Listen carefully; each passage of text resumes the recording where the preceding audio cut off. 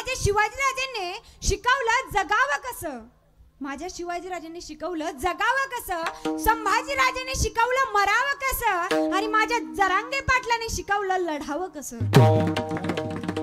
कसं लढावं अरे महाराज, अख्खा महाराष्ट्र हलवून टाकला. एका शेतकऱ्याच्या मुलाने सामान्य आहे, आपण मुलगी देत असताना बघतो कलेक्टरच हवा, आमदार हवा, खासदार हवा, मास्तर हवा, डॉक्टर हवा, कसाही हवा, पण सर्व्हिसवालाच हवा.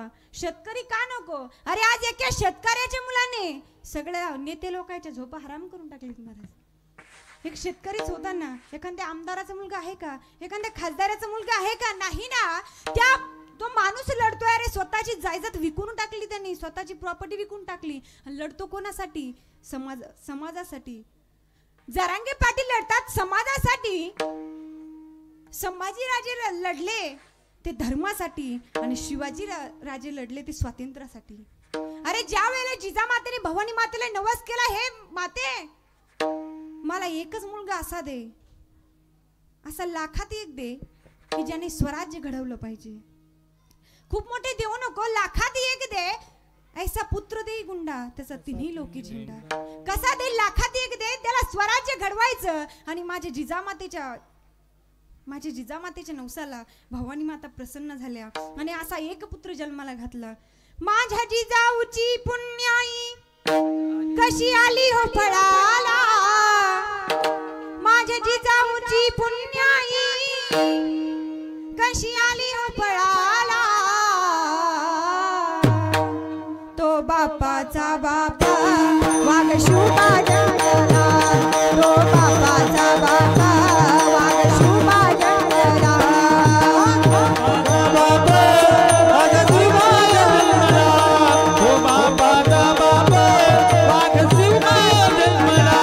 माझ्या जिजाऊची पुण्याई कशी आली हो फळाला, माझ्या जिजाऊची पुण्याई कशी आली हो फळाला. तो बापाचा बापा वाघ शुभा जंगला, तो बापाचा बापा वाघ शुभा जंगला.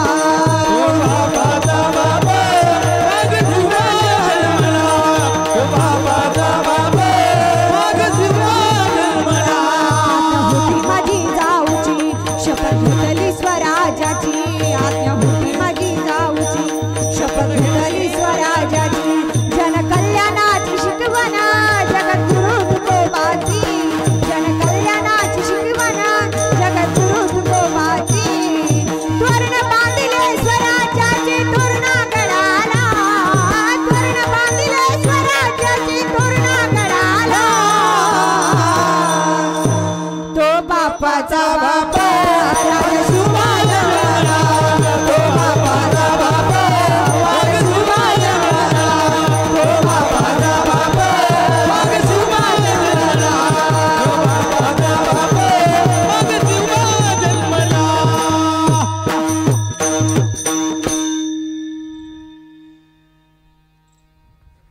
पुत्र कसा असावा? तर मी पुत्र सांगितले, जास्त काही सांगणार नाही. पुत्र ही सांगितलंय कारण असे जर पुत्र असतील ना तर हरी कुणाला होतो?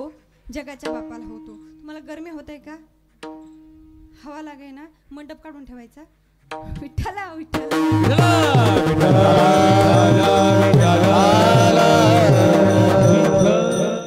महाराज नुसतं बघून कसं चालेल बरं? नुसतेच बघतेत खालून, कशी बोलती कशी बोलती कशी बोलती कशी बोलती, मारक्या म्हशी सारखं नुसतंच.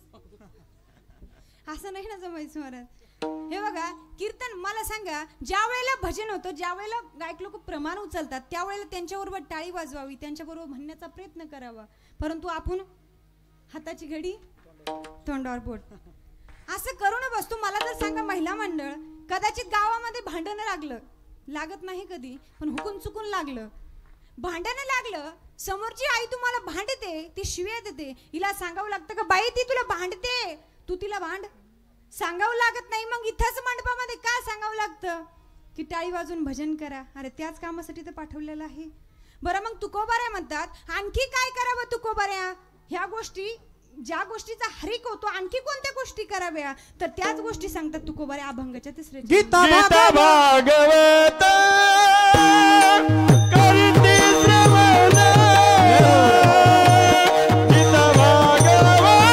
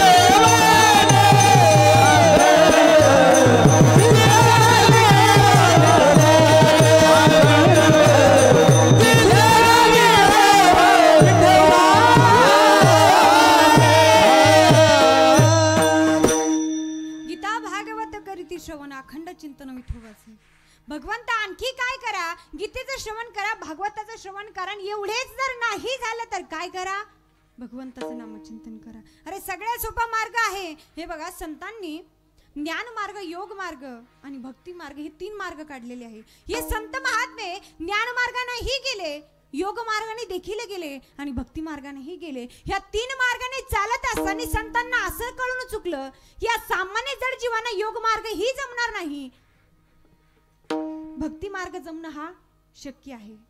भक्ती मार्ग हा जमणं शक्य आहे आणि ज्ञान मार्ग ही जमणार नाही. म्हणून काय सोपं आहे तर भगवंताचं नामचिंतन करणं सोपं आहे. मला असं वाटतं की तात्याने नक्कीच त्यांच्या आयुष्यभरामध्ये भगवंताचं नामचिंतन केलेलं असावं, नक्कीच चांगलं आयुष्य जगलेलं असावं.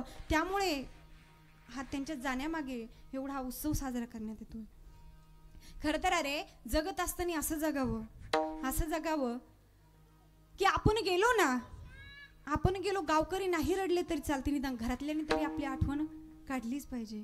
मायबाप जगत असताना असं जगावं, भला किसी का करना सको तो बुरा किसी का मत करना, पुष्प नहीं बन सकते तो तुम कांटे बनकर मत रहना, कांटे बनकर मत रहना.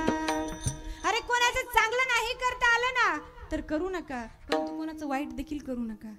अरे आपला असे विचार आहे, हा समोर चाललाय ना त्याचे पाय ओढतो, परंतु तसं काही करू नका. रे हा जोपर्यंत नरदेह आपल्या जवळ आहे ना तोपर्यंत याच देही घडे देवाची भजन, याच नरदेहामध्ये काय करायचे कर्म, याच नरदेहामध्ये करता येते कोणते कर्म करायचे आणि आपल्याला कोणत्या मोक्षाला जायचं ना हे याच नरदेहामध्ये ठरवायचं असतं. अरे ज्या वेळेला आपण घरामधून निघून जातो ना त्यावेळेला आपल्या सोबत काही नेता येत नाही.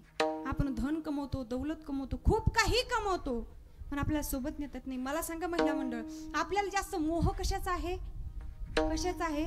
सोन्याचा. कशाचा मोह आहे? सोन्याचा आहे. पण मला सांगा सोबत देणार आहे का?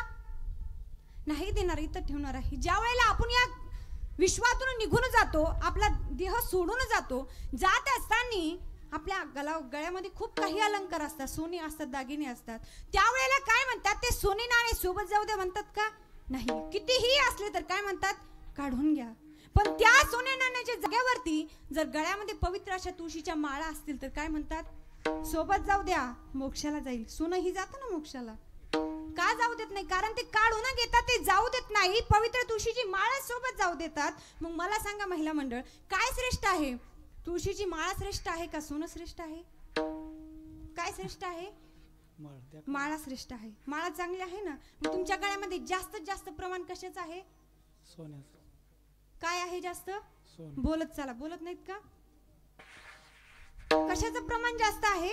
सोन्याचं प्रमाण जास्त आहे. परंतु सोनं आपल्याला सोबत नेता येत नाही, माळा सोबत नेता येतात. मग काय श्रेष्ठ आहे? माळा श्रेष्ठ आहे. माळा सोबत न्यायची आहे. मग एक काम करा, तुमच्या जवळ जे धन आहे ती वाईट आहे, आमच्या जवळ काय आहे? माळा आहे, त्या श्रेष्ठ आहे. मग एक काम करा, वाईट माझ्या जवळ आणून द्या आणि चांगलं तुम्हाला घेऊन जा. लावता लाईन नंबर? नाही देणार महाराज. आपण खूप धनाची लोभी आहे, कोणी सोडणार नाही. अरे काय कितीही कमवलं तरी सोबत नेता येणार. संगते कबड्डी गेली नाही, गेली नाही, संगते कबड्डी गेली नाही, संगते कबड्डी गेली नाही, संगते कबड्डी गेली नाही.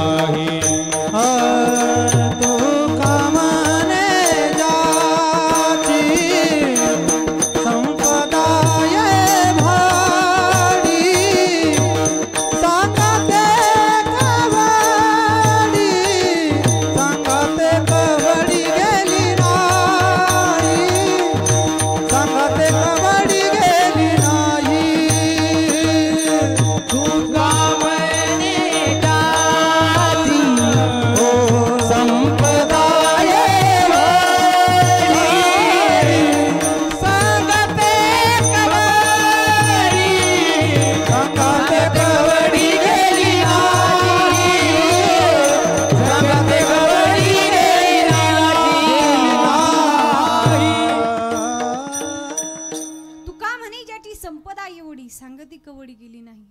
महाराज रावणाची किती संपदा होती, महाराज सोन्याची लंका होती, पण सोबत नेली की त्यांनी एखादी भीत उचलून नाही नेली ना. आपल्याला ही नेता येणार नाही, म्हणून जोपर्यंत आहे ना तोपर्यंत कमवा. पण काय, भगवंताचं नामचिंतन करा, कमवा, भगवंताची भक्ती करा. ज्या अर्थी तात्यांनी देखील भक्ती केलेली असावी. खरं तर या कुटुंबातून एक मोठा आधारस्तंभ निघून गेलेला आहे. खरं तर इथं आल्यापासून सगळ्यांच्या बोलण्यातून वागण्यातून मला तर असं वाटतंय, अरे जो माणूस या गावातून निघून गेला तर सत्याचा रंग फिक्का झाला. जो माणूस गावातून निघून गेला तर सत्याचा रंग फिक्का झाला. उपदेश करणारा माणूस निघून गेला, घराला घर पण राहिलं नाही. अशा माणूस कसा जगला असेल महाराज. अरे एक बाप निघून गेला या कुटुंबातून, बाप काय असतो ना हे सांगता येणार नाही. अरे जोपर्यंत माहेरामध्ये लेकीचा बाप आहे ना तोपर्यंत त्या माहेराला माहेर पण आहे. जोपर्यंत घरामध्ये आई आहे ना तोपर्यंत घराला घर पण आहे. आणि जोपर्यंत गावामध्ये बाप आहे तोपर्यंत माहेराला माहेर पण आहे. ज्या वेळेला हे दोन्ही माणसं निघून जातात ना त्यावेळेला आपल्यासाठी कोणीही उरत नाही. अरे निस्वार्थ प्रेम करणारे असतात हे दोघे जण, निस्वार्थ प्रेम करणारे असतात. अरे लोक आपल्या कशावरही प्रेम करतात, कोणत्याही गोष्टीवर प्रेम करू शकतात, पण आपल्या येड्या बोबड्या लेकरावर प्रेम करणारे फक्त आई वडील असतात. अरे सर्वांनी आईचाच उल्लेख केला, बापाला सगळेजण विसरून गेले. का तर बाप कठोर दिसतो आपल्याला. अरे जसं एक नारळ वरतून कडक आहे ना तेवढंच नारळ आतमध्ये मऊ देखील आहे. जेवढं नारळ वरतून कडक आहे तेवढंच नारळ आतमध्ये गोडही देखील आहे. परंतु बापही तसाच आहे, वरून दिसतो कठोर परंतु अंतःकरणामध्ये अगदी मायाची लाजाळ आहे.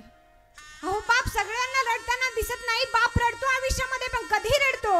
अरे एका पहिल्या दिवशी रडतो ज्या दिवशी त्याच्या मुलीचं लग्न ठरतं, पहिल्या दिवशी रडतो. आपल्या मुलीचं लग्न ठरतं त्या दिवशी पहिल्या दिवशी रडतो. दुसऱ्या वेळेस रडतो ज्या वेळेला आपल्या मुलीला वाटं लावतो.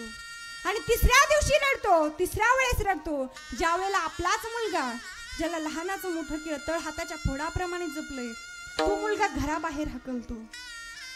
का घराबाहेर हकलतो? अरे आपले का वंशाचा दिवा हवा आपल्याला? पंथी का दिवा उजेड देत नाही? पंथी का उजेड देत नाही का? दिवाच का हवा? तर जुन्या लोकांची पद्धत आहे की वंशाला दिवा हवा. अरे मुली ही कशामध्ये कमी नाही, आता कशात कमी आहे? अरे कलेक्टर मुली आहे, इंजिनियर मुली आहे, प्रत्येक गोष्टीत मुली मागे नाहीये. मग आपण याच गोष्टीमध्ये मुलीला का मागे ठेवतो? अरे ज्या घरामध्ये मुलगी आहे ना, ज्या घरामध्ये मुलगी आहे ना तो बाप जरी जगाचा राजा नसला ना तरी आपल्या मुलीचा राजा असतो. आपल्या मुलीचा राजा असतो.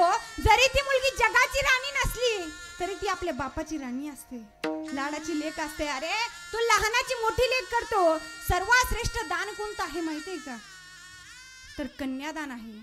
अरे आपण भूमिदान करा, अन्नदान करा, कितीही दान केले ना तर या सर्व दानापेक्षा पवित्र आणि श्रेष्ठ म्हणजे कन्यादान आहे. आणि ते भाग्य फक्त बापालाच लाभतं, ते भाग्य फक्त बापालाच लाभतं. बापच कन्यादान करतो मुलीचं. आणि तोच बाप आज या घरातून निघून गेला.